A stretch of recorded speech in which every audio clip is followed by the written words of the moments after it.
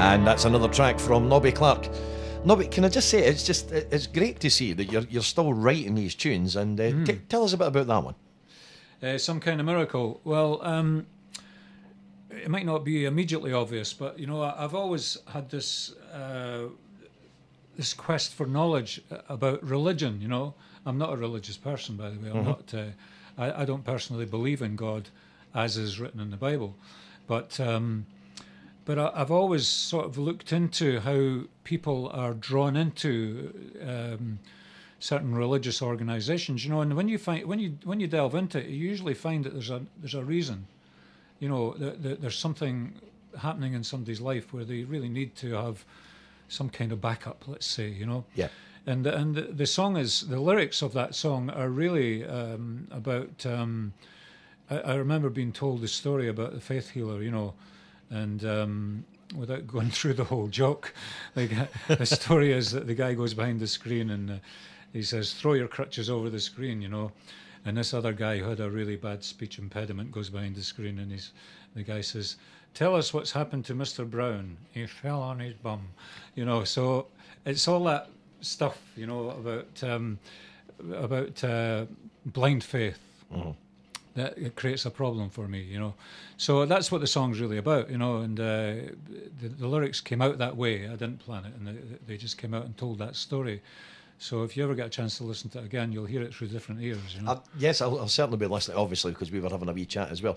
So what takes up Nobby Clark's time nowadays? That'd be a question that I think a lot of people would be asking. Well, you know, I took on board a radio show on a rival station. And they're not rivals. They're our smaller brothers down in Leith. Are they? Right. Well, I was asked to do it, and you know, there's been lots of times in my life when I've been asked to do stuff, and I've said no, I'm too busy or whatever, you know. But I tend to consider it more these days, and doing stuff that I enjoy doing is probably the most important thing now, and. So I took it on board and I did it for 4 weeks, and what a pleasure it was, because what more can you ask for when you get carte blanche to play whatever music you want?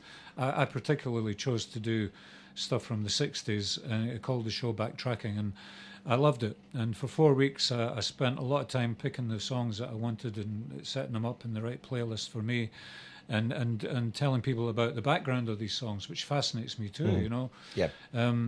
And I discovered a lot of stuff by doing that some songs that I thought were written by certain people turned out to be written by others, you know. Yeah. And I just thought the whole thing was fascinating, and I loved doing it. So I did the 4 weeks, and that's done. You know, maybe I'll go back to it in the future and do something else. You never know. We might put you onto Black Diamond to do a wee show now and again. Absolutely. But I'm doing a lot more live stuff than I used to, and again I'm picking them because I want to do it and because it's fun, you know. And the thing about doing live stuff is that it can be quite precarious, you know. Because you never know quite what to expect sometimes, especially when you're not in control. Yeah. When someone else is in control, and you just get up there, plug in, and do your thing, you know. And I mean, I could tell you stories about live stuff, you know.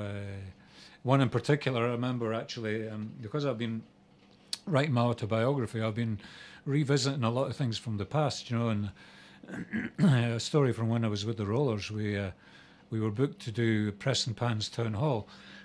And the thing is, we already had a record on the charts with Keep On Dancing, but we had to honour the gig, you know. So we went to Preston Pans Town Hall, and it was mobbed with people, and there must have been, I don't know, maybe 200 or 300 girls outside that couldn't get in. So there was a lot of noise going on. And I went on stage, and I used to make the clothes for the band at the time, and I bent down to touch somebody's hand, and my trousers ripped up right up the backside. And of course, in these days, I didn't wear any underwear.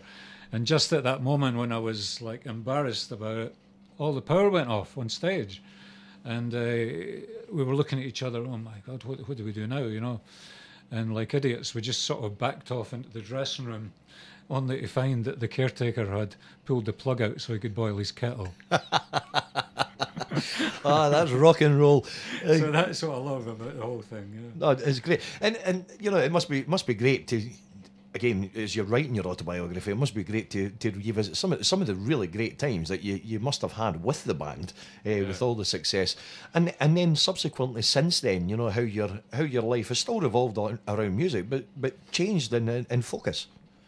It has changed in focus, in that you know, I told you earlier on, you know, that I'm not at all ashamed of being responsible, along with Alan and Derek, for getting the Basic Rollers together in the first place, and then taking them up to a point of success where I didn't particularly want to continue with it. You know, I'm certainly not ashamed of that, because we had a wonderful time, and I wouldn't have missed it for the world. And some of the stories in my book are just going to be very interesting for people to read. You know, how it all came about, and the truth about it. You know, what happened after that?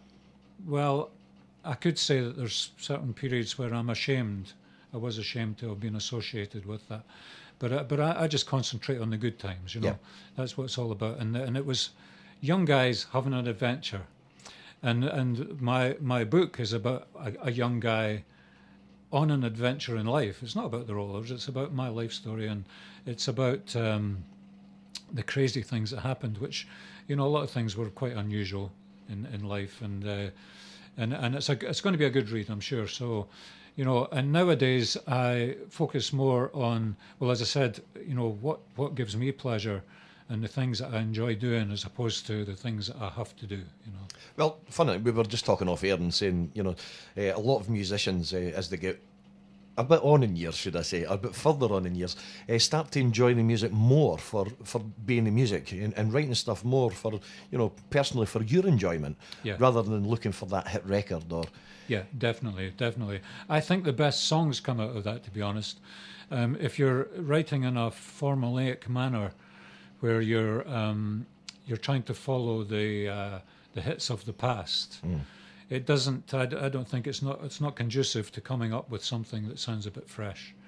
And so approaching it from that angle, I think, is the right way to go. And for me, certainly, it gives me more pleasure listening to back to the more recent stuff I've done, you know. Great stuff. Now, we've got another track that we're going to play, and we're going to come back with it after the news. If you have a question for Nobby Clark, you can either call us 0131 663 4488, or you can email us studio@blackdiamondfm.com.